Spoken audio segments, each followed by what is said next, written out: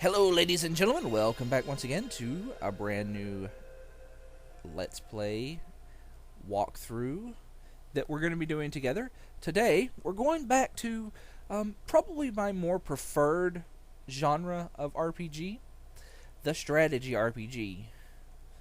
And it's been way too long since I really sat down and played a good strategy RPG. So today, we're going to do Vandal Hearts 2. This is the sequel to Vandal Hearts 1. It is also on the PlayStation 1, just like Vandal Hearts 2. Just like Vandal Hearts 1.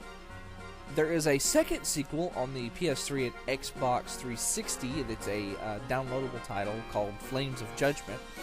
So, if you like this game and have played the first one, and you might pick that one up as well. It's a little different than this. One of the interesting things that I find about the Vandal Hearts series is that each game in the series is so different than the previous one. I don't know necessarily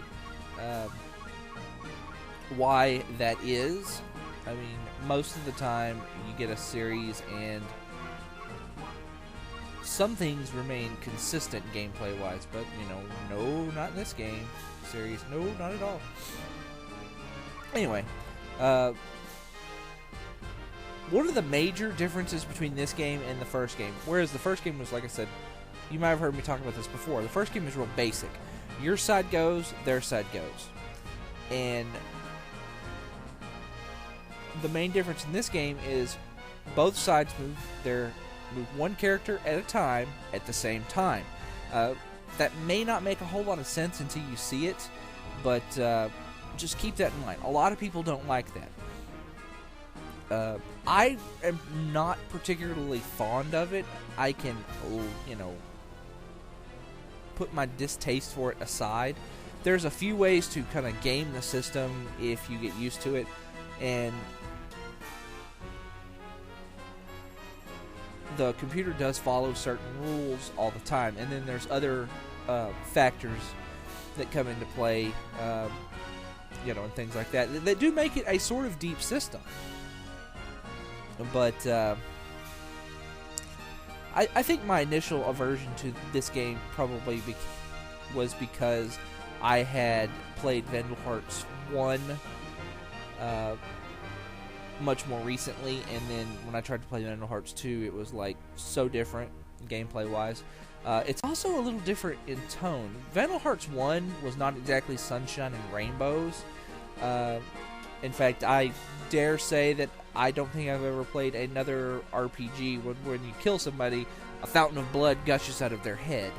But this game, this game. Also, one thing I would like to point out, this game uses the O button as... I dropped my controller.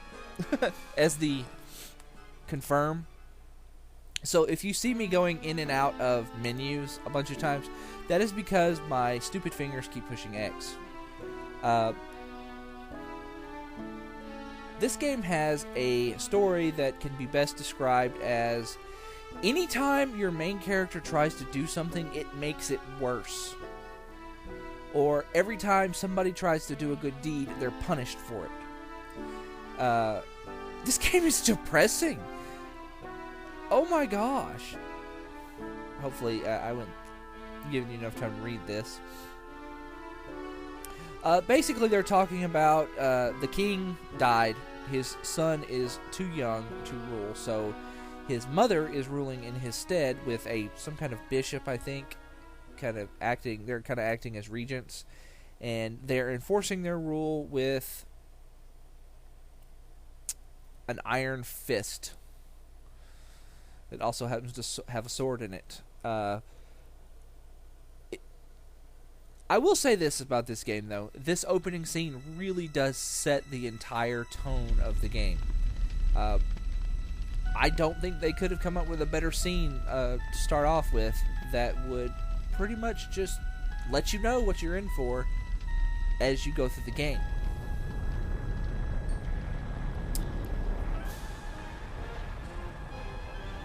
Also, let me know if the music is not loud enough. I have it...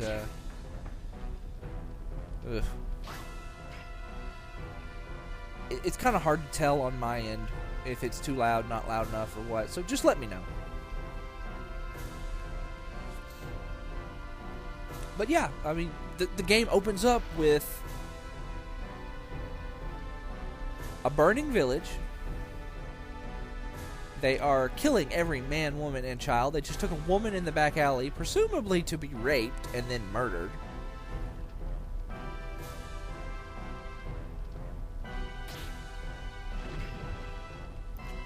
I don't know about you, but I would have just dove for it. I mean, because if you look down, there's a freaking... I mean, his dead body floats off. I'd have just jumped in the water. That dude's got an arrow in his back, and there's a little girl. Massive piles of body. This is a very depressing opening scene. I think another thing this game has going against it is that it takes a little while to get going.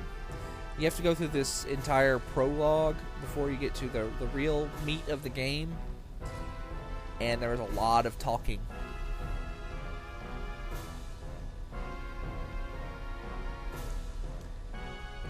So basically what these knights are doing is that this gentleman right here is a fugitive. And he came into the town, and the town offered him shelter. So now the knights are burning the village down to the ground and killing everyone. Setting an example, as he's saying.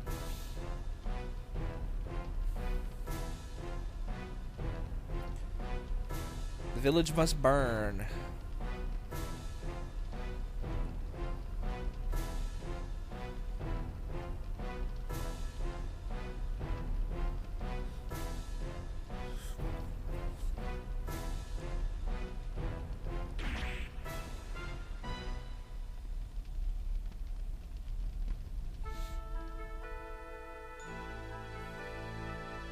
Welcome to Vandal Hearts 2, subtitled Heaven's Gate. Or, excuse me, Heavenly Gate. I apologize, I cannot read today.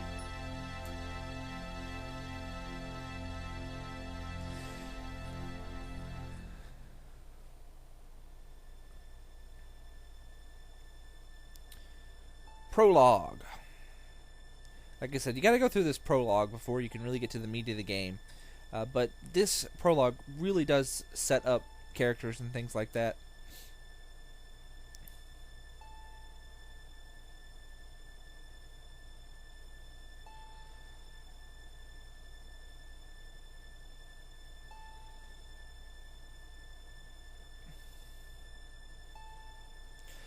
One thing I do want to note, if you're going to play along, or if you have never played this game before and are thinking of picking it up, this game actually has multiple endings.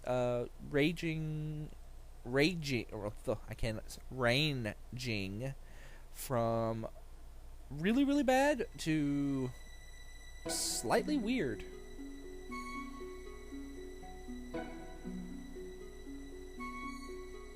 Of course, I'm talking about the extra scene you get at the end of the game for getting 100% completion. I'm talking about the slightly weird bit.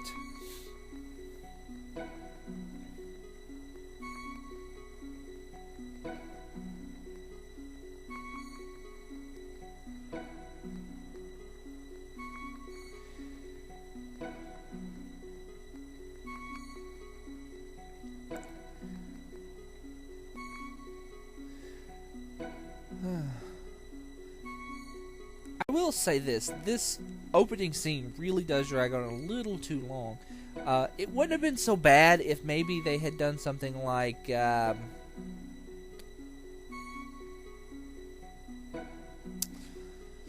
little action in between the village burning and then the windmill scene here. It doesn't necessarily... I'm not sure what they could have done, but, you know, some kind of action would have been nice, because you get two fairly lengthy scenes right back to back, and, I don't know. I guess it's just partly because I just don't have as much patience as I used to. But, to be fair, I've never really had a great deal of patience for this particular game. And I don't know why. It's like, objectively, I know it's a decent game, but I've always just kind of like had an irrational. Not necessarily distaste, but you know, just not as much patience with it, I think, as I should have for a game of its type. I really give most strategy RPGs I play a lot of leeway, but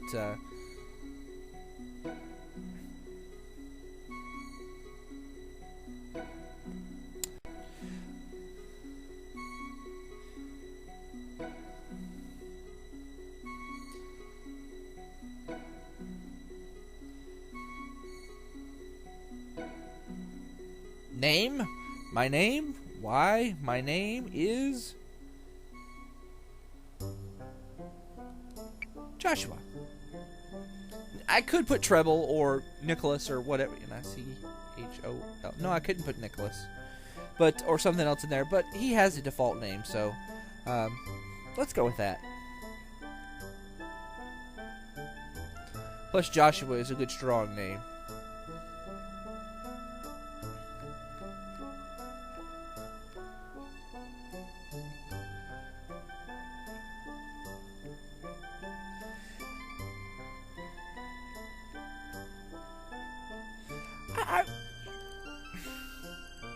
I think this, personally, I think this scene right here is a little clumsy. But, I guess it does kind of convey the fact that these are children.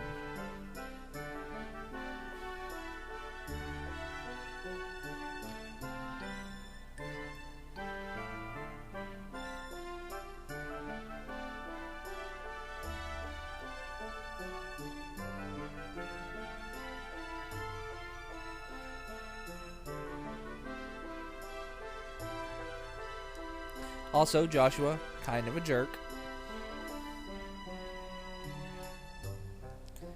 As evidenced by this right here.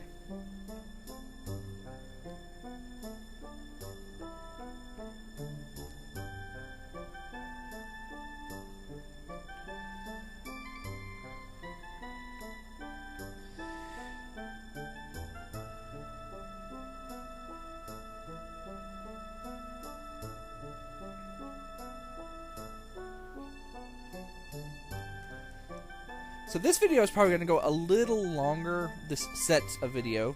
I'm going to do this the same way I did my Vandal Hearts and, well, all my other SRPG type playthroughs. Sorry.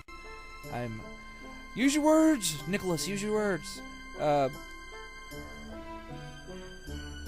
going to kind of upload one mission at a time, one level. And then sort of if there's a scene before the fight and then after the fight, and kind of use the world map as a delimit to, you know, where to stop, you know. So like I said, this one's probably going to run a little long comparatively to the fact that we had the intro and then we're going to have a fight and then we're going to have the scenes after the fight.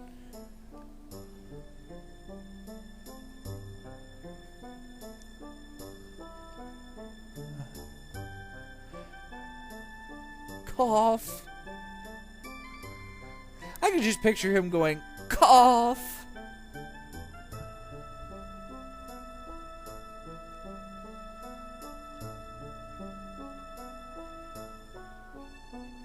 As you can tell, he's faking.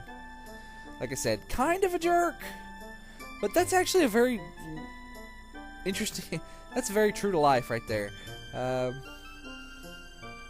Very, very true to life.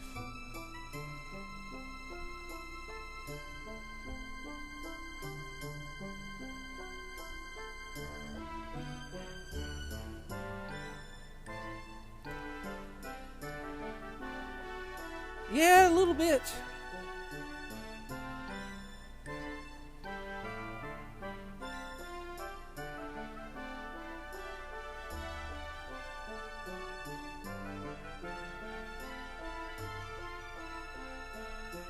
How dare you!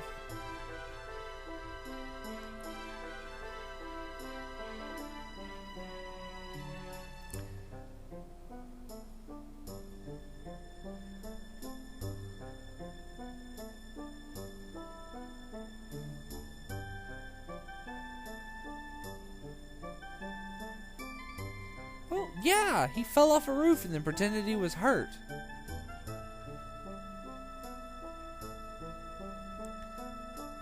He's a jerk.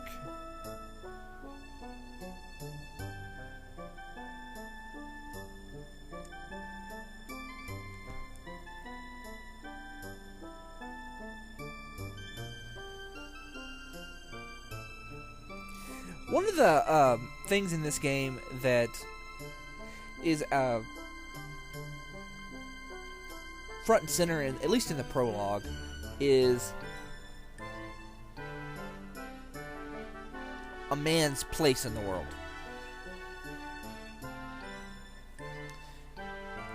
Everyone talks about station a lot.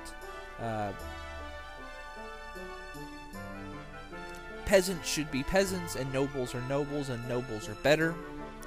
And, peasants should wallow in the mud. That kind of thing. And that's one of the things that makes, This is actually a very interesting game.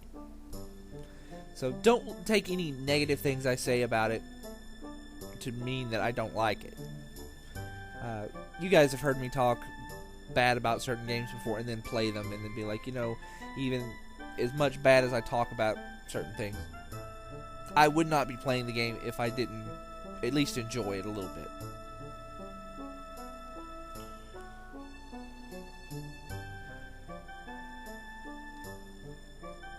Ah, somebody has a crush.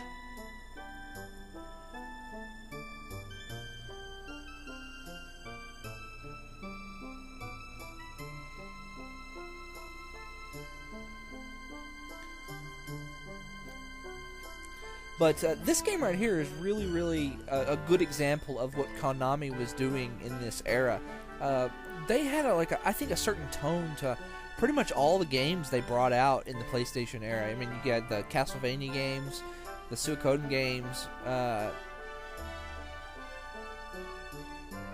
Vandal Hearts, Vandal Hearts 2. There's probably a few others, but I can't think of any more. But they all kind of have like a similar theme. Theme tone. That was, I think, lost when they went to the systems that followed it. I mean, compare Castlevania Symphony of the Night to Castlevania games on the DS or something like that. Just the art style and how it's different. This is a very, very un-Japanese art style that they got going on here, for example.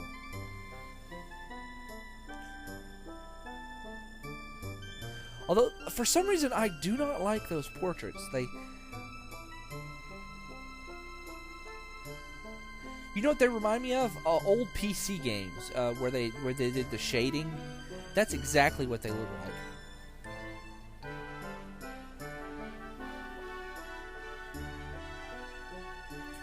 But I think Konami was probably did some of their best work in the PlayStation 1 era. And don't get me wrong, I like Suikoden 3, 4, and 5. I really don't know why people give Suikoden 4 so much shit, but it's a very good game. It's just not as long as the other 4 games, excuse me. In fact, I would probably dare say that Suikoden 5 has more problems due to the fact that there's so much missable crap. Suikoden 1, there was a lot of it, the stuff wasn't missable,